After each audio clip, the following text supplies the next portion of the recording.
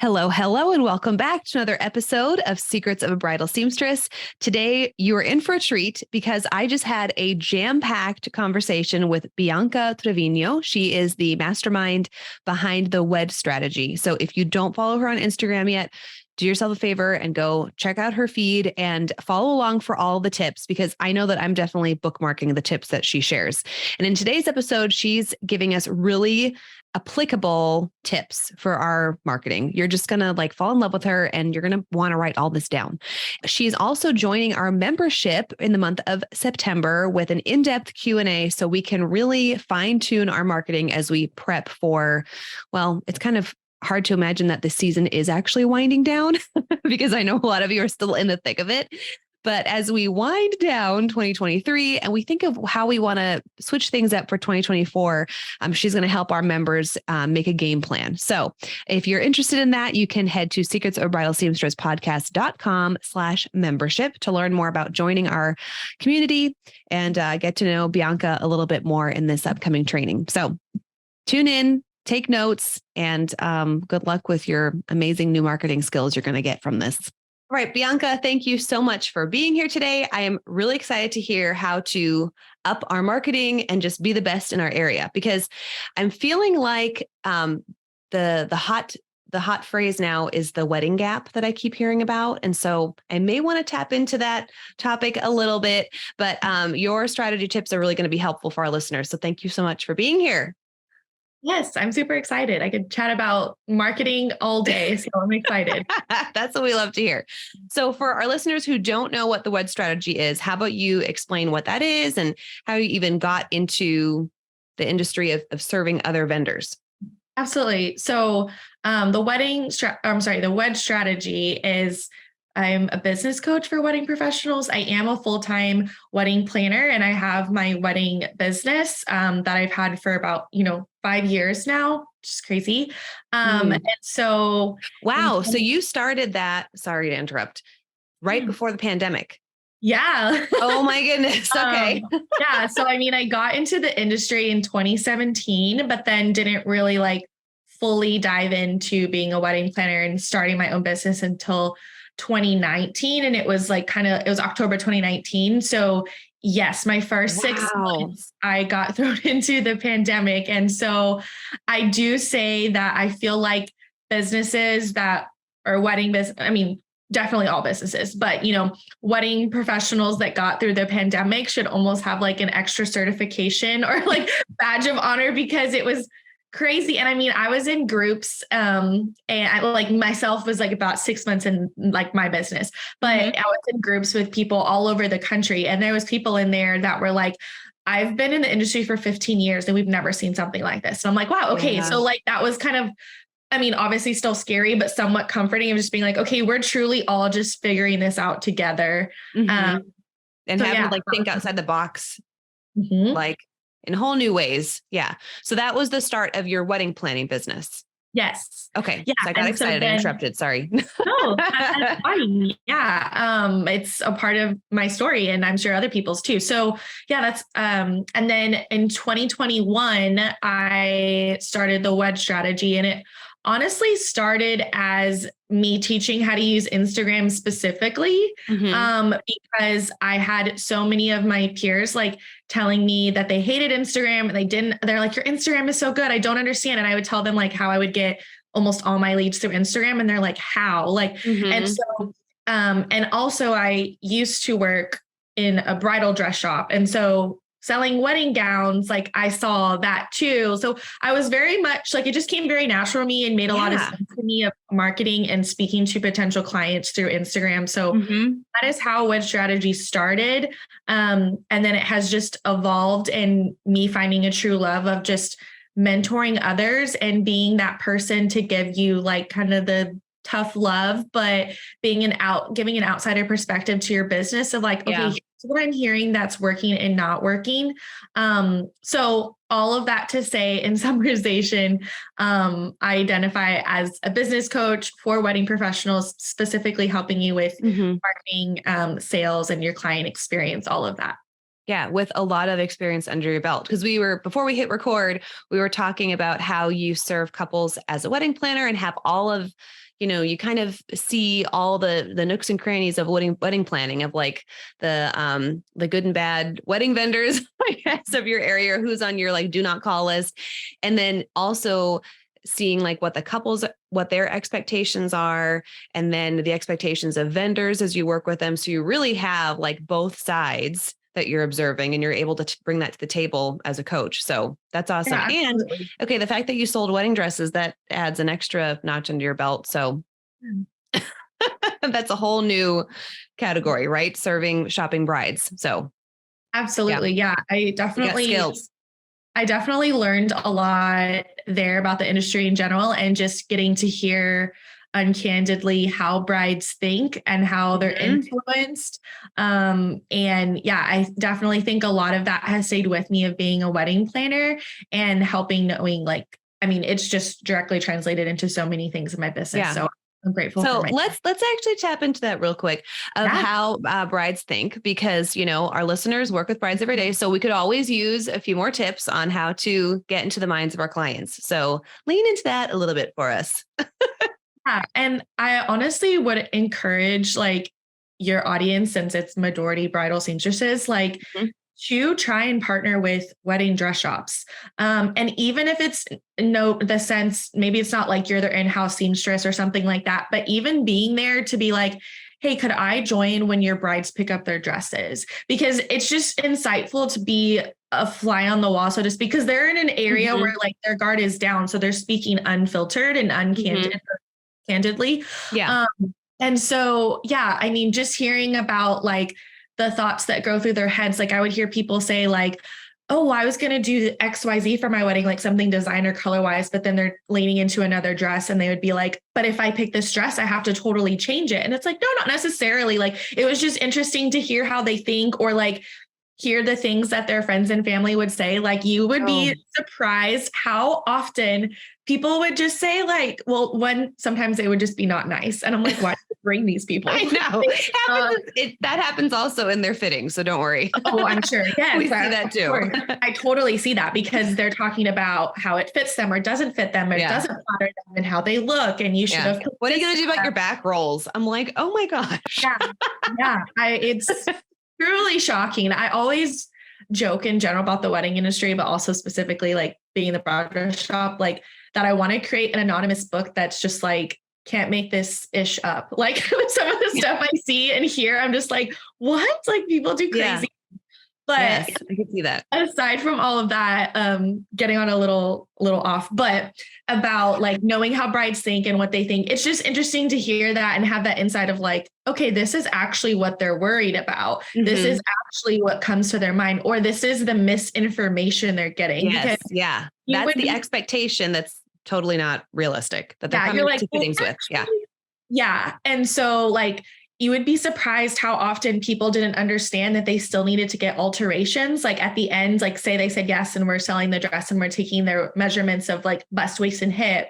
And they didn't understand that, like, but you're taking my measurements. What do you mean it's not going to fit me? And so we would have to explain like, oh, we're trying to get close to your size, but and the height, all of that. So that was interesting to like know that education. And also just like, the bustle, like people did not know what bustles were. I'm not kidding. It's like the loop on the bottom of the train that's like for the hanger. And they're like, I heard that literally 4 times this week. 4. I had 4 brides, and they're like, I have the one that goes around my waist already. And I'm like, but that's not what it is. They would be like, you don't need that. You'll just do this. And I'm like, well, actually, that's purely just for us to hang it on the hanger. Like, like that, literally, that is what I was going to say. So just things like that you're like, seems so obvious to us. It's second nature, but to them, it's way over their head. It had no idea. It didn't even occur to them. Or my favorite is they're like, well, when my friend got married, or it would be like a bridesmaid that's sitting in the group, like, and she's still like holding on to her wedding days. And she's like, oh, when I got married, we did this. And so it's just so interesting. And I just think that like all is a learning opportunity to be like, okay, this is what they're thinking of. And then taking all of that and using that to build maybe your client experience and like how you sell your services to your brides and stuff, knowing like, okay, you're going to be worried about this. So here's how I'm already going to combat that. Like you want to have your services and your sales process, like almost mapping it out and anticipating what they're going to be thinking or asking before they actually ask it. Does that make sense? Oh, it totally does. Yeah. And I love how you said you recommended to partner with bridal shops. And most of us do have obviously some kind of relationship with our feeder stores because we're on their referral list, but taking it a step further and offering, hey, can we just sit in on on a Saturday when we know you're going to be busy and booked, and can we observe appointments so we can serve your brides better? And you don't necessarily need to step into the appointment if you're not comfortable yet to do that. But I love how you're recommending to just listen and hear what those conversations are like and hear what the fears are so that we can take that to our own sewing studios and kind of get ahead of it. And you also mentioned something really good about things that are second nature to us. Like we work with, wedding terms all day, every day. So nothing really phases us. Like we've seen it all, we've heard it all. We've made, the corrections or prevented it from happening. And the brides are still coming in with those fears and misunderstandings. And so already we're not even 5 minutes in and we got some great tips here. Good. I'm glad. So I love it because you're totally speaking our language. So woohoo. So let's ease into marketing because I feel like that phrase in general can seem really overwhelming, even if you've been in the industry for a while or you've owned a business and it's like, okay, it can just feel like something that you need to hire somebody else to do for you. And there is probably a point where you need in your case, coaching to get the ball rolling or give you ideas of how to get things started. But if we have a well-rounded business, we should kind of have a general understanding of how to market to our desired audience or have this rough game plan. So how do we ease into, I say all that to say, how do we ease into marketing? So let's start with just some easy tips that people can implement this week with maybe their social media or their emails or. Absolutely. Simple. So not to sound like a brokered record, but truly educating your couples. And maybe it's you haven't got the chance to go into, a dress shop yet, but you're still going to hear and see things within your own shop and educating them of what is a bustle or here's how to estimate, pricing of what it could be truly anything and everything that you can share about how the dress is going to fit, things you should look out for, things, how to prepare for your seamstress appointment. Please don't come in a neon sports bra. You need to come with the proper garments or you do or you don't need to have your shoes on your first fitting. Just anything like that, that's going to be helpful to them because one, that's going to hopefully make your job a little bit easier because they're more educated, right? Yeah. But also that helps differentiate you from other seamstresses because then you're already subliminally taking down their walls and building trust with them of okay, Nadine really knows what she's talking about, or, oh my gosh, she was so helpful for that. Or the chance of them to find you before they even maybe aren't in that period of alterations, but they're like, oh, I'm going to hold on to this when the time comes because she seems. Yeah. So education, I mean, you can use it so much. And I say if people are still asking me the question, I'm still going to talk about it. It's okay if you've already talked about it once, talk about it again in 3 months, in 6 months, until you stop getting that question and it is clear that people know what it is. Just keep educating on it. Oh, I posted about that 6 months ago. It's it's not in your 9 blocks. So you might want to recycle that one. And another thing for, I think our listeners is there are a lot of us who we follow fellow seamstresses and a lot of our followers are fellow seamstresses. It's because there's only so many of us. Yeah. And we're in this echo chamber. So it can be easy for us to think, oh, everybody's posting about bustles or everybody is posting about what to do when you come to fittings, but it's only because we are looking at other seamstresses. If you look at your brides or potential clients that are following you, they're not following all of these other seamstresses around the country. It's they may have one or two, right? In their specific area. So, I can think of, okay, in my area, there's probably 4 of us who post regularly. And so I got to think of, I'm educating my local brides and they're not seeing all the other posts that my friends are posting. So I hope that kind of clarifies things for listeners too, because we can forget like what the goal is. And also we can forget who's following us. That's actually going to bring us the business, so posting for clients as opposed to our peers 1,000%. Because they're not, your peers isn't your ideal audience. They're not your customer. Right.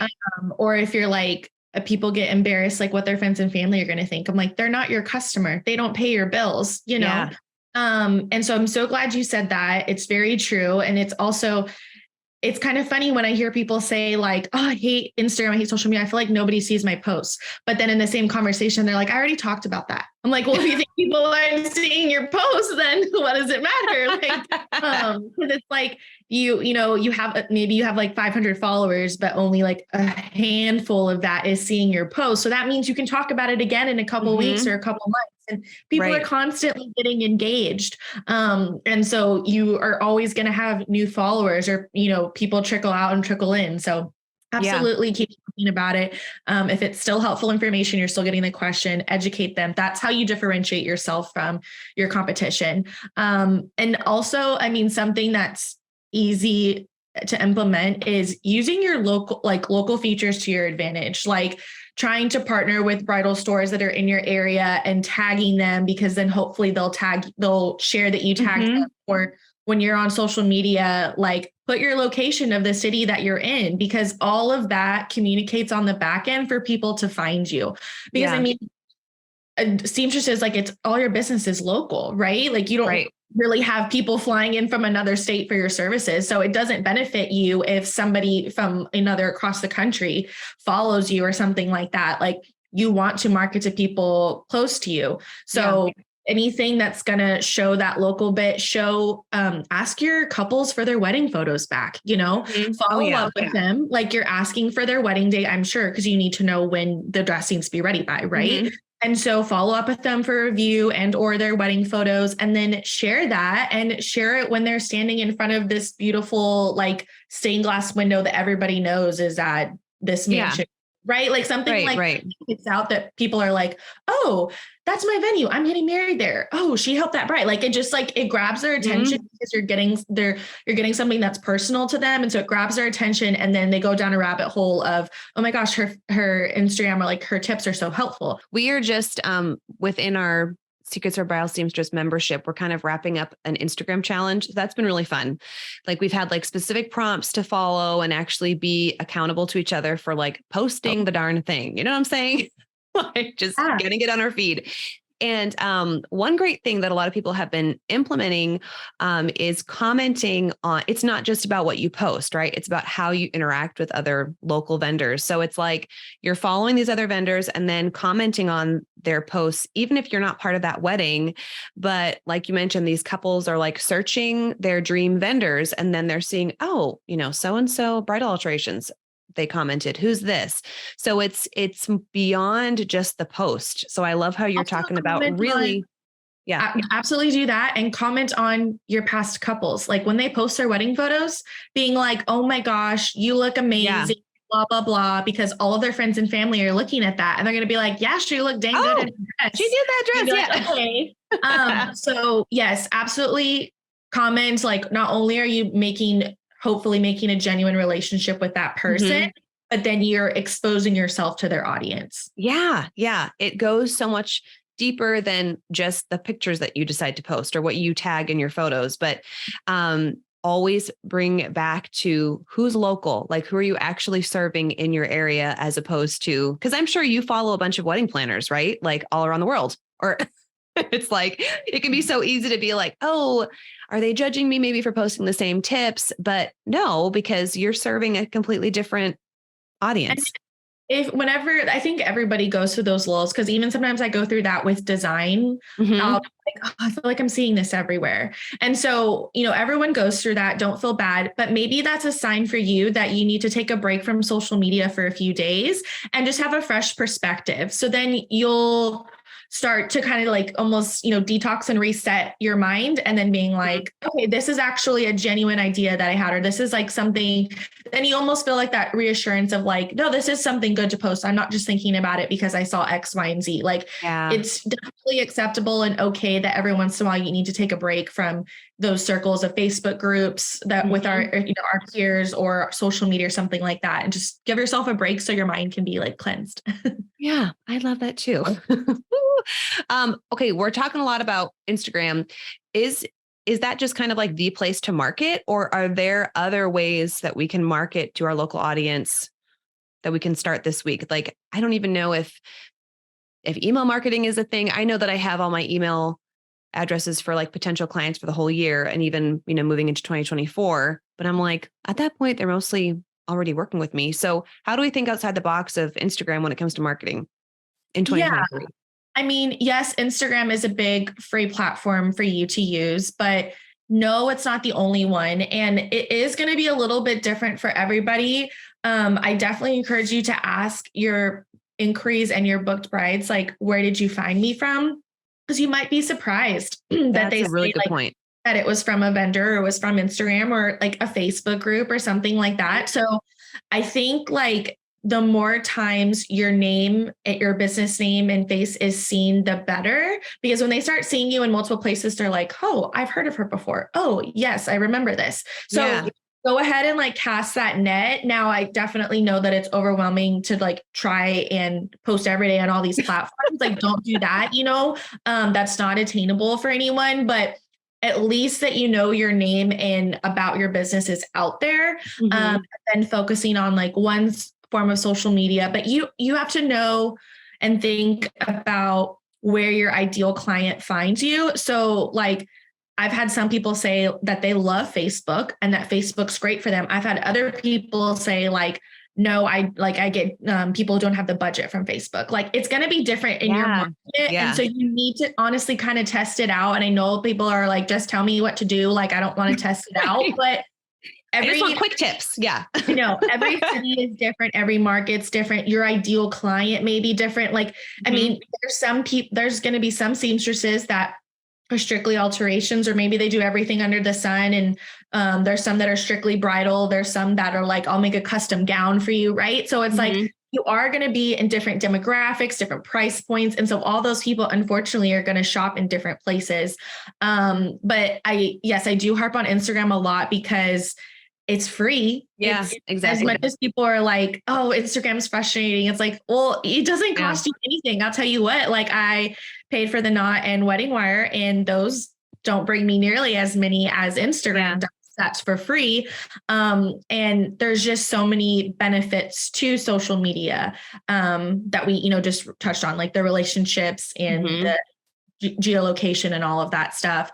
So, and see where your competition is at. I'm a firm believer that you want to be in the same space that your competition is, maybe not all the time. Because again, it's like, okay, maybe they're in XYZ magazine or something, but those brides aren't necessarily a fit for me. So still take it with a grain of salt, like, is my ideal client here? But if your ideal client is in that space and your competition is there, you bet you want to be there too, because I want to be seen where my competition is going to be seen. Does that make sense? Yeah, totally. And I wanted to talk to you about local competition because I feel like we probably all have maybe like 2 or 3 competitors in our local area, right? And which I guess when you think of literally any other business, like you think of like plumbers and electricians and other service providers, like there's a ton more competition. So we definitely have a smaller pool, which is good to start with, but it can be easy to feel like, oh my goodness, like, how do I, maybe even the slow months, you start feeling like, how much business are they getting? So how can we stand out locally? And you've already touched on that a little bit, but specifically for those weird feelings that they probably don't even come up too often, but it's like when you get stuck in your head, it's like, that's kind of all you can think about. Like, oh no. So how do you fight that?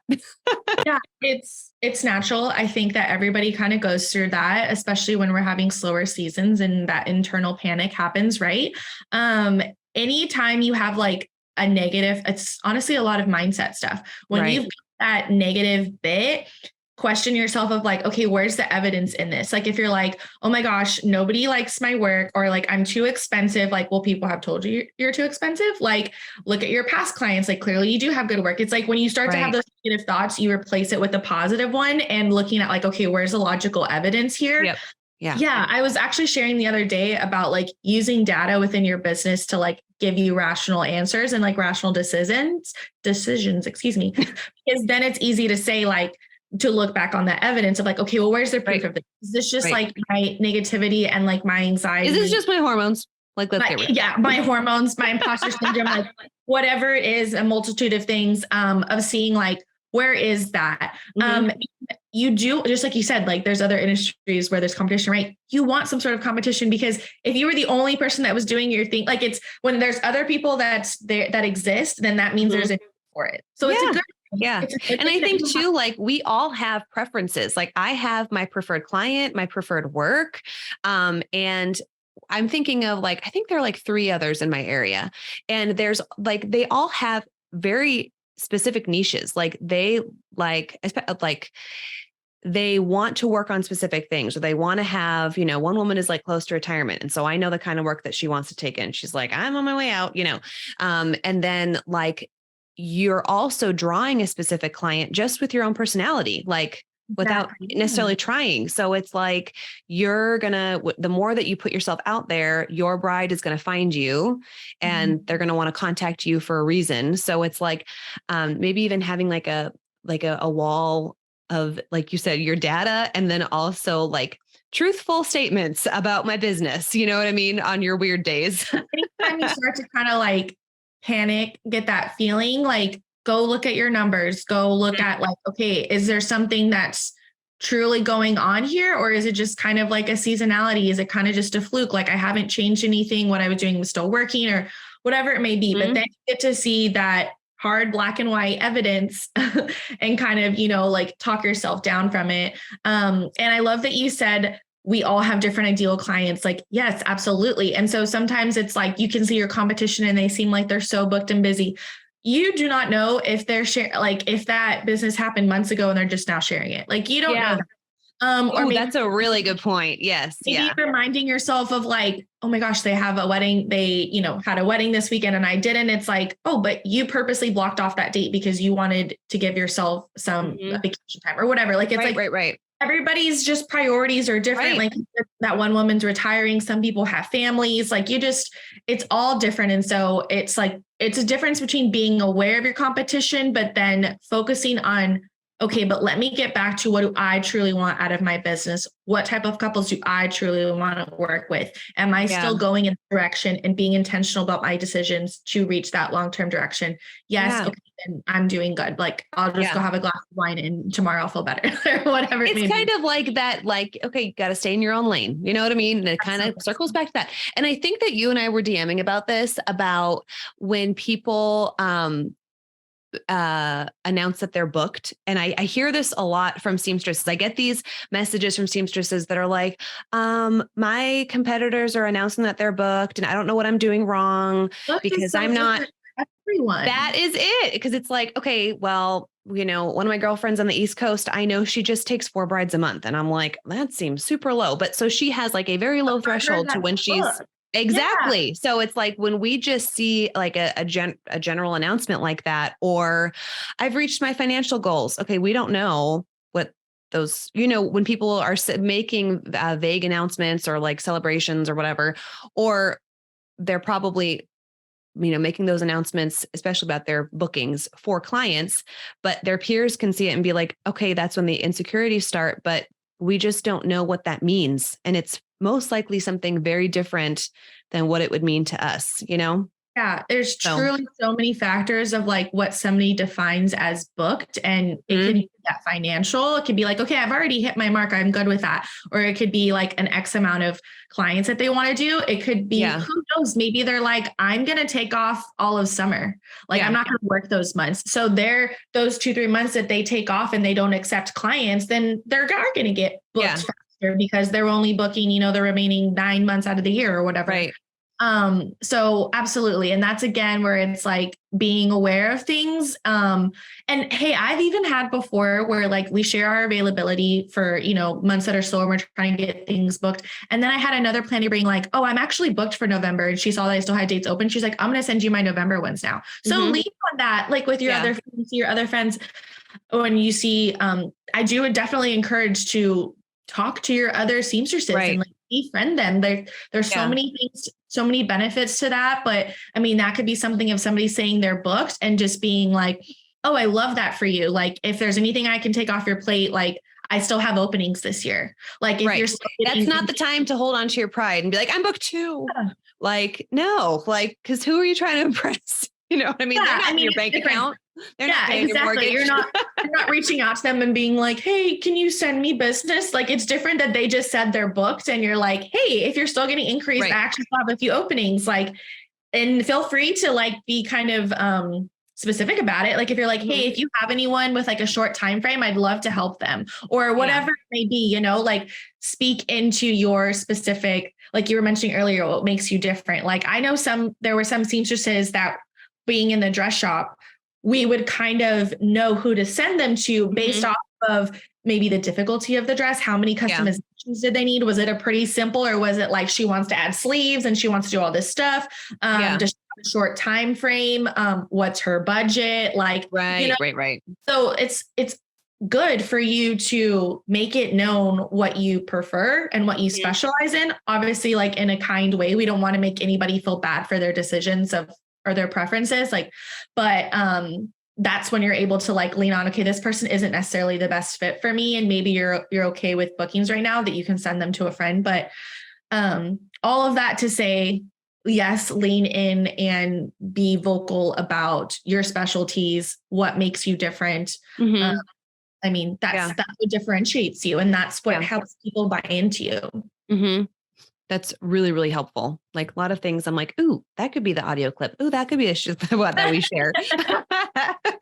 But it is like, it's so hard to focus back on yourself and your own goals and your own business in a world where everybody's posting the best of their business or like their best days. It's normal to feel like weird or insecure sometimes. So it's just like having a game plan of what to come back to when those feelings surface and just know like, you're on the right track and you don't need to compare yourself and all is well. I wanted to ask you a question specifically for our rural listeners, because this is another thing that comes up where seamstresses live in a more rural area and they're feeling like, how do I grow, or how do I reach these brides who are maybe buying their dresses in the city, but I want them to drive an hour and a half, 2 hours to come to me. Obviously, there are rural businesses, like not everybody lives in a city. So how do you have advice for that specific demographic, I guess? Yeah, I mean, I definitely hear you on that. And I do acknowledge that is a challenge. I think you have to get creative and see what the issue is for those couples. So is it truly that they don't want to drive an hour out, or maybe that's not an issue. Maybe it's something else, like sometimes we can make what we think is the issue and it's actually not the case. So that's a really good point. Yeah. Get feedback from people that, yes, for some people, it might be true that they're like, I'm not going to drive an hour and a half out there. But then maybe for other people, they're like, I don't care about the drive if like, you're going to do good work. Like how somebody looks and feels in their wedding dress is so personal. Obviously, you guys know that. And so people are going to pay the money or drive the drive if they feel confident enough in your capability. 100%. Do that for their dress or their gown or whatever it may be. So I think that would be one thing, is to kind of do some research and get feedback of like, does this actually pose an issue? Let's say that it is an issue and you are having a lot of people being like, yeah, the drive just doesn't make sense for me. I know of other seamstresses in town. I mean, this might not feel like an ideal thing, but like maybe you need to have your shop in town, or maybe you need to try and say like, okay, Tuesdays and Thursdays I'm in town, and this is when you come and do these appointments, and you just stack your schedule, and then like, or maybe you can share space with a bridal shop or something, and you know that you're there those days, and you just jam pack yourself with appointments, and then you do all the actual sewing and alterations at your home.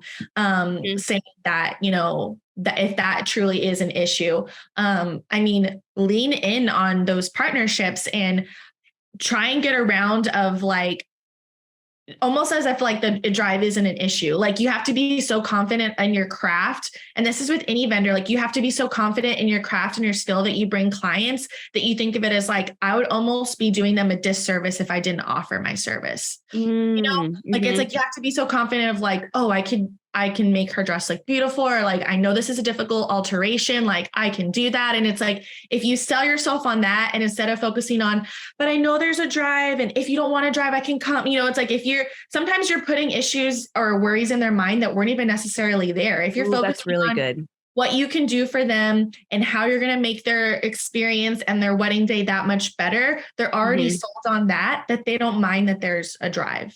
Yeah, that's a really good point. Because it's not like nobody lives in the country, that nobody lives in a small town, like people do. Sure. So I think it is more of like what we already have in our head, like as opposed to going back and to like, where are those couples that live in the rural areas? Like, where are they going to get their dresses done? You know, like, I'm sorry, to get their, to buy their dresses. Like they might be driving into the city to buy their dresses, but then they bring it back. And they don't want to go back and forth they may not even realize that somebody in their area does that. Like they might just think like, oh, I have to stay here in Metro City to do my alternative. It's like, there's still people in your city that, and again, I definitely acknowledge that this is a little bit of a difficulty. So I'm not trying to minimize that for people and be like, get over it, but there's definitely ways to work around it and make it work to your benefit. I think when we harp on the issues and the negatives, that it can kind of cloud everything else that you really should be on. It's like, okay, acknowledge that this is an issue, but I've got ways to combat it, that it's not even necessarily an issue anymore. Yeah. Okay. I love that. Thank you. So we've talked a lot about stuff to do like with free platforms and stuff to do like online. How do we stand out in our local communities? We've touched on this a little bit by like interacting with shops, but how do we stand out as like, oh, we're the local seamstress? Yeah. And I was laughing that you said like we've touched on this, because there's just truly so many overlaps of things. Yeah. Kind of like what gets me excited about marketing. Because you do this one thing, it could lead to 5 other things. Like there's just so much overlapping, which is good. But so, I mean, don't be afraid to also, I would reach out to planners. So what I always tell people of their vendor category, and like, yes, bridal seamstresses, you tend to be towards the end of the hiring phase. So think about who gets hired before me and who would potentially be recommending my services. So, okay, that's awesome. Say that again. So definitely planners. So I think about who's getting hired before me, who could benefit, because at what point do brides start to ask about, oh, where should I get my dress altered? Not early enough. Everybody will say that. Never early enough. And talk about what's the typical time frame. What's a good time for you to come in and do your your first fitting? Talk about those things. But yeah, like bridal dress shops, even bridesmaid dress shops, like, hey, their friends need their dresses altered too. Or you'd be surprised if the brides go into the bridesmaid dress shop and they happen to be talking about alterations for their own gown. You know, like, again, you just don't know when that's going to happen. We're just casting our net to get seen as many as possible. You don't know where you're going to get found. But planners for sure, even venues, you'd be surprised. I feel like, unfortunately, like, the seamstresses, like, that's so personal between the bride and the seamstress that like their other vendors don't always hear about it, but we do get asked about it. They're like, do you know where I could get my dress fitted? And it's like, actually, I'm not usually a part of that. Let me go and ask my other brides, you know? So it's like, go be different and go reach out to vendors and let them know. And I would even consider offering to them like, hey, I'll give you $50 off your own alteration. You know, like maybe it's like I went and I got a bridesmaid dress fitted for myself to kind of see like how this person worked before I referred them to my bride. So it doesn't have to be that they're getting married. Like, you still know how to alter stuff. And so maybe offer that to them to like see my work or something like that. But I mean, yeah, thinking about getting creative and thinking about who gets hired before you, making relationships with them. And when I say making relationships with them, it's not just like, hey, I'm a seamstress. And if any of your brides have alterations needs, I would love if you sent them my way. Here's my email. Here's my website. Yeah, nobody, I would be shocked if somebody referred you off of that, right? It happens all the time. Like, I mean, people do it all the time in all vendor categories. But if you start interacting with them on Instagram, or you see them at a networking event and you start talking to them and just being a normal human being and trying to have a friendship with them, they are going to. Was that mean? Just like be a normal person. Just be normal, guys. Oh, yeah. Just make a friendship. And even if you feel like you're awkward or quirky, or like there's other people that are that way too, but just if you approach it from a friendship point of view, and I just genuinely want to get to know this person, that makes them want to refer you so much more. Oh, I 100% agree. And I found that too, with just as my relationships build with like our local, like hair and makeup gals, or, our beauty teams and planners and caterers, photographers is a big one too. So it's like, you're not just introducing yourself, but you're like one of the first to comment because you're the little cheerleader. And it's like, or like go to dinner with them, like, meet up with them in person if you can. And I think too, that most of us want in-person connections more than we think. You know what I'm saying? Like in a world where like everything is, we're connected to social media. When I reach out to somebody like, hey, let's get together. Like, do you want to meet and whatever, get coffee or something, or get a few vendors together? Like everybody says yes, because they want to be like, oh my gosh, we can share stories, or like, you're a real person. You're not just, on the interwebs. So I think those little steps go a long way too. Yeah, no, absolutely. Making your circle bigger. Yes, making those connections. You never know what's going to come from. Hair and makeup, honestly, is a good one too to reach out to and get familiar with, because when they do their trials, like the brides are sitting in that chair for an hour to 2 hours. So and they're talking about like 6 months even before the wedding date. Like their trials can be months in advance. Yeah, they're talking about things. So might as well like market to them too, and just letting them know like that this is available and creating that relationship with them. There was something else you said that of making relationships and like commenting and stuff. Also see if you could do like a collab post, or like and I don't mean collab like an influencer that you're like paying for and stuff, but Instagram has a feature called collaboration, and it's like tagging, but it's where like both of your names show up. So say that you're collab on both of your feeds. Correct. And so say you're collaborating with a dress shop or with a planner, you're both showing up. You can make it an educational post too. Like planners and wedding dress shops would love to tell their clients, like, you should get your dress fitted more than 2 months out. Like, like this is the time frame. So it's like, you guys can put an educational post together, whether that's in the caption, in the graphic, even if you want to do like a story takeover. I know not everyone's a fan of like recording themselves and showing their face, but if you feel comfortable with that, or you build your confidence up to that, record yourself chatting about something that's, related to your niche, and then post that on their story, like asking to do an Instagram takeover or doing like an IG live together, because you're exposing yourself to their audience. Yes. Yeah. Yeah. There's so much overlap. Couples are always asking they're already hired vendors for other vendor recs, because when I've hired my photographer, I obviously already trust them. So I'm curious who else they like. Oh, what florist do you recommend? Oh, right. So that's why it is nice to like be friends with everyone, but that can get overwhelming. So that's why I say focus your efforts on the people who get hired before you. So I would which I know for seamstress, it's like everyone gets hired before me. Like that's how it feels. But the main ones I would. No, I get it. Yeah. There's some definitely like things that come to mind. Yeah. Like the planners, your bridal shop, your florist, and your photographers will probably be, and your hair and makeup team. Although I feel like hair and makeup team can be a later, like a down the line hire too.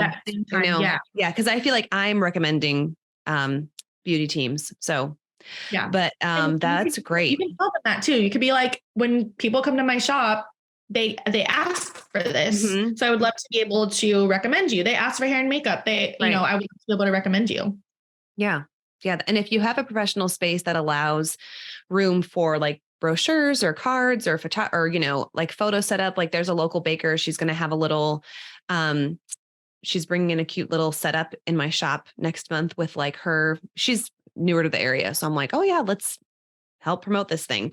So if you have space where even you can hold like business cards, and that goes a long way too, because I think it just is showing good faith and people appreciate that. So yeah, I'm really excited because there are so many, like, I feel like every question was like packed with like really good nuggets. So I am pumped to get this episode out. Little nuggets, listen up. Cause there's like so many good, well, like there was just a lot that we can take and do. And that's what I love when I'm listening to something. I'm like, okay, this week I can like, figure out a collaborative post or something, or like make a friend or whatever. So it's like, there's stuff that we can do. So how do listeners work with you? Or do you have,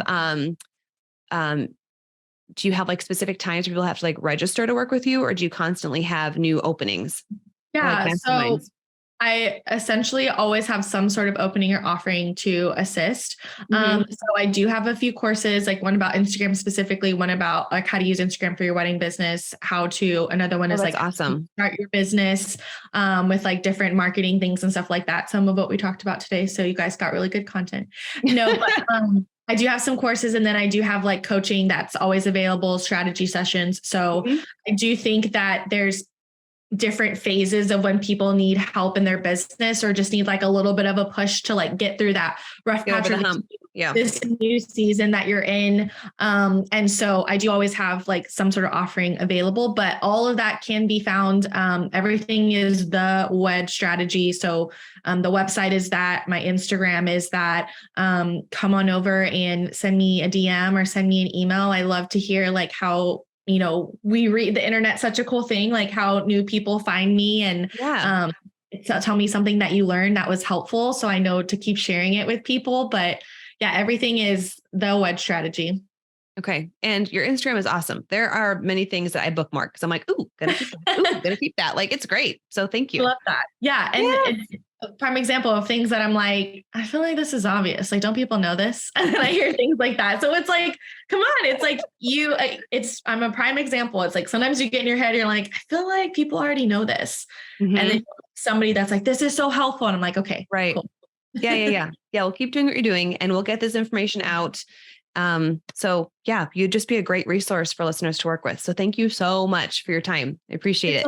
You're so welcome. Thanks for having me. Okay, everybody go hang out with Bianca and bookmark all the tips.